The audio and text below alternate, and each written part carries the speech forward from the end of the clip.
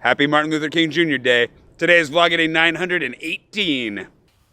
Good morning. It's Sunday, and I'm spending the whole day translating scripts because, for those of you that don't know this, I do translation and voice acting work for CNRS, which is the Centre National de Recherche Scientifique, or the National Scientific Research Division of the French government, which is a fantastic job. Like, it's really cool that I actually get to do it. It makes me feel a little bit better about the world when I do it because it's like, oh yeah, there are people out there that are seeking for objective truth and trying to learn about the world around us through their observational techniques, skills, science, blah, blah, blah, blah, blah. It's wonderful. I always learn something both about the world around us and also my French is always improved by going through the process. And I thought I'd tell you just a little bit about what it's like to translate. When I say that I'm doing this translation work, what does that actually mean? The way that I go through it is I get these scripts. They're about 1,300 words long. The videos themselves tend to be in the 6 to 8 minute range. I need to try and link to more of them. I never really link to them, but they're already completed in French. And they're actual mini documentaries that are done internally by CNRS to highlight the advances that are being carried out within the department, which has something like 60,000 employees or something ridiculous. It's a lot of people that work for them. It can cover anything from like termites in South Africa, which is one of the ones I did today, to flying through thunderclouds with a plane that's specially equipped to track lightning, which is another one we did recently. So there's a lot of really cool stuff all across the board between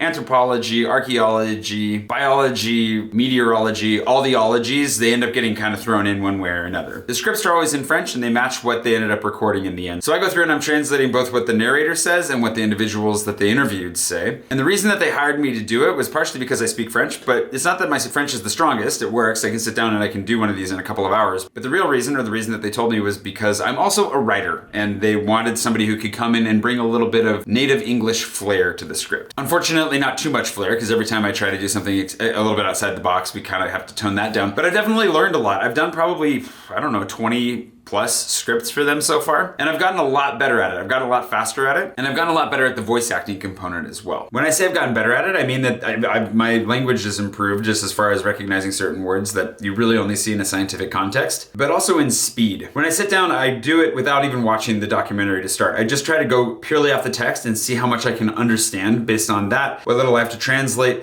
and see if I really do understand what's going on. That builds a picture in my head long before I ever see the documentary, so when I go to watch the documentary, I'm actually able to see like, oh, I got that wrong, oh, got that wrong as well, and then I can go back through and make corrections. It also means that on that second pass and then a third pass, I'm getting farther and farther away from the original text. It's actually mildly disconcerting to go back through your first draft and be like, oh my gosh, do I even speak English? Because as you're translating the document across, you're basically just going for a literal translation as much as you can, which grammatically doesn't often actually resemble English as much as it should. And of course I try to write it as well as I can, and it's legible. It's not like it's complete gibberish, but it is really funny to go through and be like, oh my goodness, I do not sound like a native English speaker anymore. But that's okay, because that's just part of the process. Then you go back through and knowing the spirit of it, having watched the documentary to make sure that everything that you've said is accurate, that you get the real sense of how they're talking about where they're at. Are they talking about the subject from within the context of the subject? Are they talking about it from a distance? All the little things that really matter in communicating and really feeling immersed in the story. Then you go back through and you simplify it, but you also kind of dress it up a little bit. So you try to add a little bit more of an Anglophone flair to things, the things that might otherwise be a little bit too Francophone. And the way that I basically what I mean is you're trying to take idioms and turns of phrase out of the French and then communicating them in the same version in English, or you're trying to take a longer French version, because believe it or not, the French really love to speak in run-on sentences. So you end up with paragraph-length sentences that you have to figure out how to break down into their main points and then tie together effectively. It's actually really, really tough because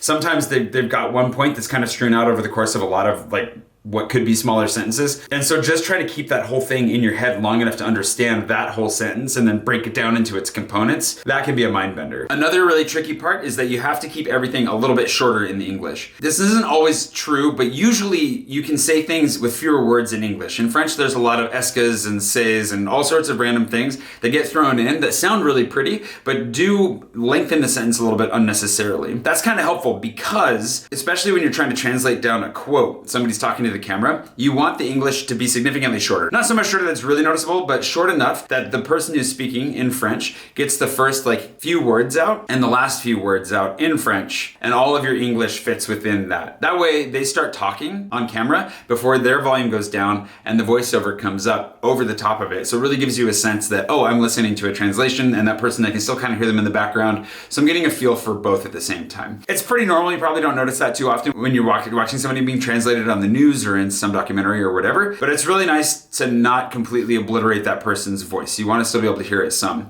But that also means that you can't go longer than they go, obviously. And you have to kind of cut out little pieces to make it shorter. So basically you have to figure out, how do I condense their thought for them while keeping it accurate and true, but also like what little bits can I maybe toss out? Because sometimes people speak for a little while and they end up saying something kind of redundant or something that's a little bit off the cuff that doesn't necessarily need to stay in, because we all have filler words, we all have filler blah, blah, blah moments. And then if we can cut those out, you know, it shortens it down, keeps it nice and trim, and everybody's happy. The other thing about the actual voice acting component, which you've seen a little bit of, I've shown that in the past, and I'll probably show a little bit more this week when I go in to record, is that the voices, I want to do cartoony voices. If you've been on a live stream with me, you've probably heard me do my wizard voice and other random voices as I'm goofing around. Like, I love making kind of weird, cartoony, amusing voices. I just like to amuse myself. But the problem is that it's a freaking scientific department. Like, it can't be that amusing. So when we started, like, I really wanted to do like kind of goofy voices, you know, like, I'm the scientist, and like, whatever. Not saying that they were even necessarily any good, but I was just having fun with it, and we had to nix that. The higher ups were not into that at all. And so we had to tone it back down, make it as realistic as possible. So then the method that I use when I'm doing the voice acting to try and maintain a difference in voices is I just listen to whoever it is I'm talking to, try to mimic their cadence as best I can, in English obviously, not in French, and then hit that like nasality and tonality of their voice a little bit. So a little bit deeper, a little bit higher. Maybe they're like a little bit more, like a little bit more of a nerdy person, so you kind of talk a little bit like that. Or maybe they're an action pilot who likes to fly through thunderstorms and eat nails for breakfast.